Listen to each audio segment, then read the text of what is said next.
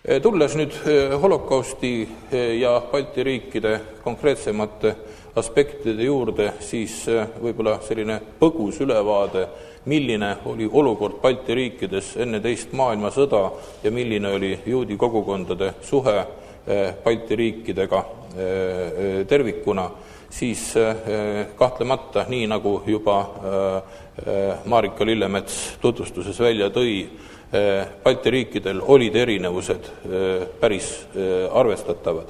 Kõigepealt alustame erinevast riikide poliitikast üldse vähemusrahvuste suhtes, mis puudutas ka juute, ja teisest küljest ka siis Balti riikides elavate juutide arv, mis oli kõikides kolmes Balti riigis päris erinev. Kõigepealt tuleb mainida kahtlemata seda, milles võib Eestit väga positiivse näitena esile tuua, et Eestis kehtis kultuuriautonoomia põhimõte ja seda kultuuriautonoomiat said kasutada ka Eestis elanud juudi kogukond. Lätis ja Leedus nii tolerantset vähemuste poliitikat kui Eestis esimese ja teise maailmasõja vahel ei rakendatud, kuid ei saa samas öelda, et Läti ja Leedu oleksid olnud ka kuidagi juudivaenulikud. Kui Eesti puhul on siin välja toodud mitmete ajaloolaste poolt ka praeguses kaasaegsetes käsitlustes, et Eesti oli mõnes mõttes oma kultuuriautonoomia poliitikaga musterriik. Eestis oli tõenäoliselt juudi kogukondal kõige paremad võimalused oma keelelist ja oma kultuurilist identiteeti edendada. Et Lätis ja Leedus neid võimalusi nüüd niisugusel kujul nagu Eestis ei olnud, aga samas võib öelda, et Läti ja Leedu olukord, võib-olla juutide olukord on täiesti kõrvutatav enamike Euroopa riikidega, nii et ei saa öelda, et see oleks olnud kuidagi eriliselt parem, aga ei saa öelda ka seda, et oleks olnud eriliselt halvem.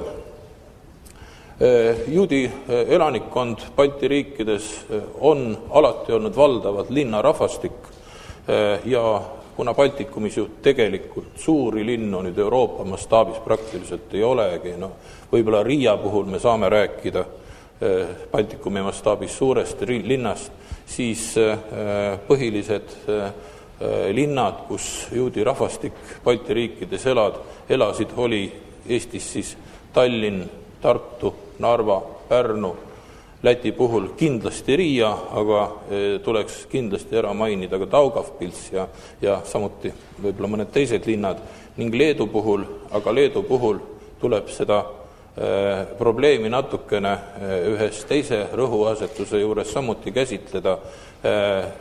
Mainime kindlasti ära Vilniuse, Kaunase ja Klaipeda, aga Leedu piir teatavasti teise maailmasõja esimestel kuudel muutus, nii et Leedu rahvastikus toimusid 1939. aastal mitmed protsessid, mis Eestit ja Lätit ei puudutanud, ja see tõi kaasa ka juudi rahvastiku muutused Leedus, mis jälle Eestit ja Lätit ei puudutanud.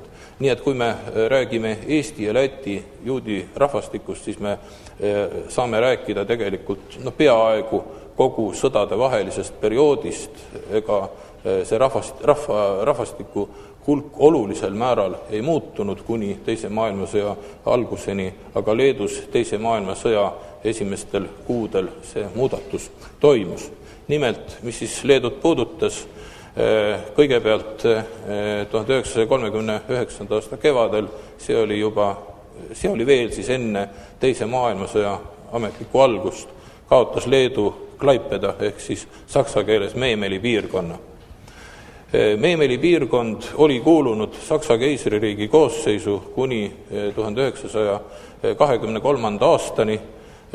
1919 kuni 1923 oli see piirkond rahvusvahelise järelevalve all, aga 1923. liideti see piirkond Leeduga. Ja selle piirkonna rahvastik oli multikultuurne, seal olid esindatud nii leedulased, sakslased kui ka juudid, ja see oli siis see rahvastik, mis Leedu koosseisus Saksamaa külge liideti enne, kui Leedu oma iseseisvuse kaotas. Nii et see, mis puudutab repressioone juudi rahvastiku vastu Klaipedas, see ei toimunud enam siis Leedu koosseisus, see toimus siis juba Saksamaa koosseisus. Teine piirkond, kus piir muutus, oli Vilniuse piirkond.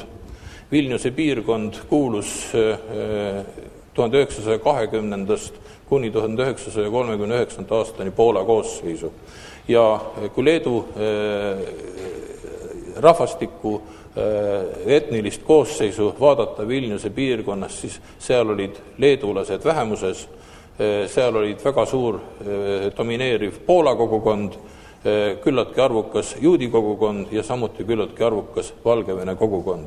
Nii et kui Leeduga ühendati 1939. aastal Vilniuse piirkond, siis sai Leedu endale juurde väga arvukad mitte Leedu kogukonnad.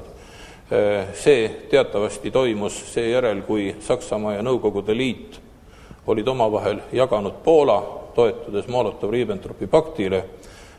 Nõukogude Liit pakkus Leedule Vilniuse piirkonda põhjendusega, et Nõukogude Liit või tol ajal veel siis 1920. aastal Nõukogude Venemaa, kui Leedu ja Venemaa vahel sõlmiti Moskva rahu, Nõukogude Venemaa oli Vilniuse piirkonda tunnustanud Leedu osana ja 1939 see piirkond mitte küll samades piirides, kui see oli Moskva rahuga määratud, tunduvalt väiksemates piirkondades, näiteks Grodno ja Suvalki jäid sellest välja, kuid Vilnius tõepoolest siis Leedule ka tagastati ja Leedu rahvastiku koosseis, nagu öeldud, selle käigus päris arvestatavalt muutus.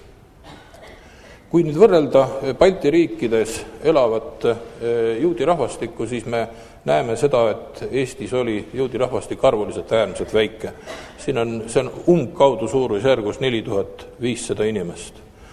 Läti juudi rahvastik oli suurusjärgu võrra suurem, see oli umbkaudu suurusjärgus 60 000, mõnevõrra üle 60 000 inimese. Ja Leedus siis peale neid piirimuutusi, mis 1939. aastal aset leidis, võib hinnanguliselt öelda, et Leedus elas üle 200 000, võib-olla 210, võib-olla ka 220 000 juudi päritolu